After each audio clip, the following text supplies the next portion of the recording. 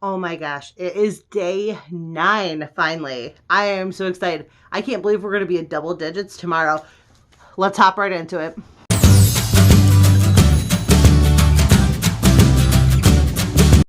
Number 9, here we come. That was easy enough to find. Let's open her up.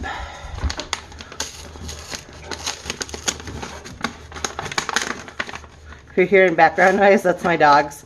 I had the blinds open and they're not thrilled about it.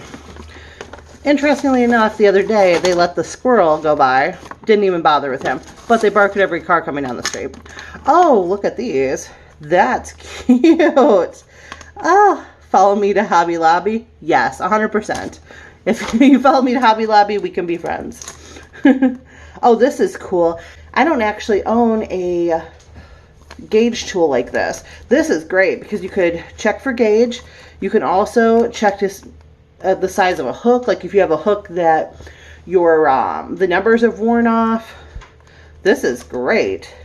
I like that. Very cool. And the deer's cute. All tangled up. Very cute. I like this. Thank you, Hobby Lobby.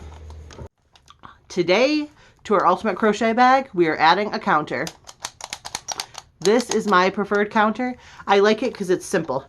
I can set it down, easy to read, numbers are decent size, and with a push of a button, I can track whatever I need to track, be it rows, be it stitches, I can track it all.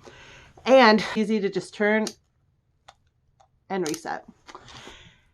This is my preferred counter. When I first started crocheting, I started off with like a little sticky note and tally marks, which if you had the wrong pen could smear, the paper could get lost. I mean, obviously this could get lost too, but paper's more likely to get lost. Trust me, I know. And I had one of the counters like you put on your finger with the adjustable ring, and you just click the button, which was convenient from the standpoint it's right there on your finger. You know, it's easy to push. This sometimes a little harder to push.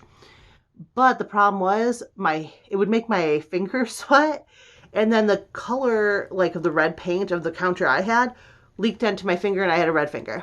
So that didn't work out so well. This is my preferred way of counting. I would love to hear, how do you keep track of your rows and stitches? Do you use pen and paper? Do you use some kind of form of counter? Let me know down in the comments. I'd love to know what you use. Until tomorrow, take care.